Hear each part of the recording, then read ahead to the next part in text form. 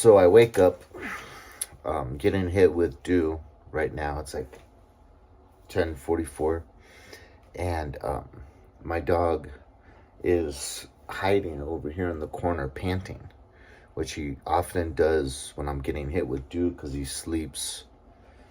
Well, there's my bed, and he sleeps down kind of below it, so he gets spattered with the dew also. And it really increases your blood flow so much so that I constantly get TMI, constantly get erections while I'm trying to sleep.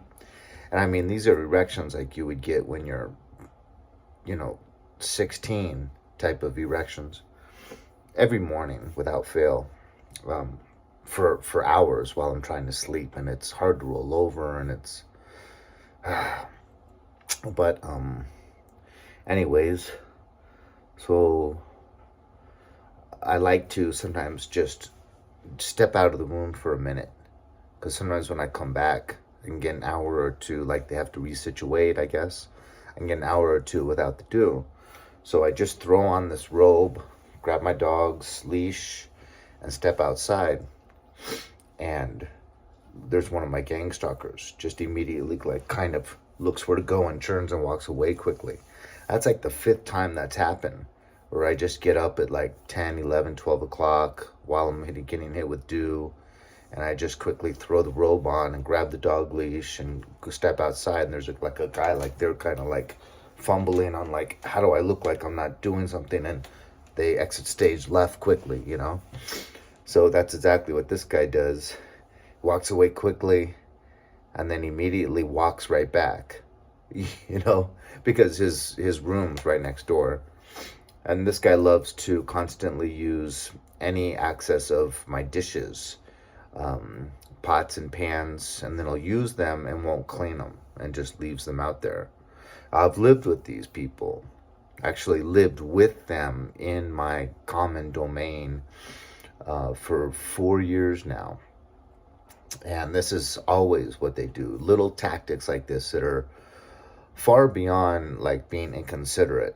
Like if it happened once or twice, could be like, oh, he would have cleaned it, but he got distracted or he was in a rush, but then it's still sitting there 3 days later, 4 days later, 5 days later. So, and then it happens over and over and over. So no one's like really that inconsiderate or that dumb. It's all purposeful, Like I have, 2 green bowls that I've literally had my entire life. I remember using them as a child, like single digits in my parents' home. And I'm that way. I just hold on to things forever. And I noticed one of them's missing. And I'm like, dang, okay, I'm in the process of moving. I must have put one in the box without realizing it. But I don't think so, because I was going to take those with me camping when I'm homeless. So I was like, that's strange, whatever. So then I go in the freezer to get something in the kitchen. I have my own little freezer here, but it's really small, so sometimes I'll have to use that freezer. So I go in there, and it's in there, and there's some frozen white stuff on the bottom that he used it because I used the dishwasher and I didn't get the dishes out quick enough. So he used it and he put some, I don't know, it's like, like bacon fat. When it freezes, it kind of looked like that, but it was more clean, pure white. Bacon fat would have some brown swirls in it, little pieces of bacon or whatever.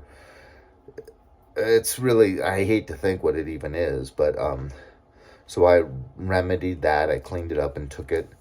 And he's done other things like that, like take my Tupperware and just put his own foot in it and then puts it in the fridge. And then I'll take his food out and take my Tupperware back. And then he'll, like, when he's in there alone, take the Tupperware right back and put it right back in there. It's like,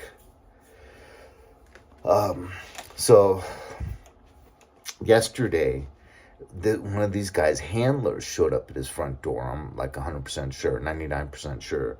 And he's in a suit and tie, and he's with a woman also that's dressed relatively nice. But regardless of how they're dressed, they looked like kind of like decaying almost. Like they looked more like, it's like almost like evil, like kind of rotten around the edges. I don't know how to say it exactly. Like the woman kind of had like darkness around her eyes, even though her hair was done nice and she had nice clothes on. And the guy looked like kind of gaunt, like the Walking Dead almost.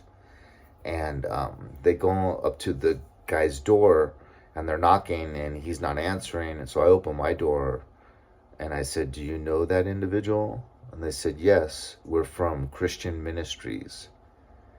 I said, "Did you know that he's a gang stalker? He actually gets paid to harass people, to harass targeted people." And the guy just goes, "My name is David." And the woman goes like this. She goes, tilts her head back and looks at me sideways as her head's tilted back, like, maybe we should target you, or maybe you're nuts, or whatever. So I just closed the door at that point. But right now, that guy that was doing something with his phone while I'm getting hit with dew, I wanted to say, show me the weapon. I'm so curious to see what, a dew weapon looks like, I mean, I'm sure if anyone that's targeted and gets with dew, I'm sure you've spent a few hours over the course of months trying to imagine what these little weapons look like. But instead, he goes right back into his apartment. And as I'm walking by with my dog, he's coming back out. And I said, you're in a very risky business. And your handlers wouldn't care if you got hurt. To them, you're expendable. And of course, he starts going, "Me? What?" So I'm like, just remember that. They could care less if you had a targeted individual go a little berserk on you and hurt you. You're replaceable, you're expendable. They won't give two thoughts about it. Very calmly, just like that. He's just like, "What?" It's so funny how these people have that act so well rehearsed for when they actually get confronted. "What, me? What are you talking about?" Oh, yeah. So I just thought I'd share that with you because I'm a little bit emboldened because I'm about to move.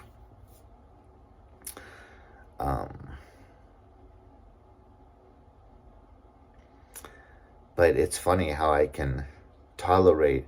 I think back, way back to that San Pedro house. I was getting hit with dew back then. I just didn't know it. You see everything as just kind of a coincidence or synchronicity, they call it. But no, I was getting those extreme hard-ons, excuse my language and TMI, every morning for the whole 3 years I lived there. And it's not normal. It's like a teenagers, and you have no thought process going on. There's nothing sexual going through your mind. And to have that happen for hours every day, yeah.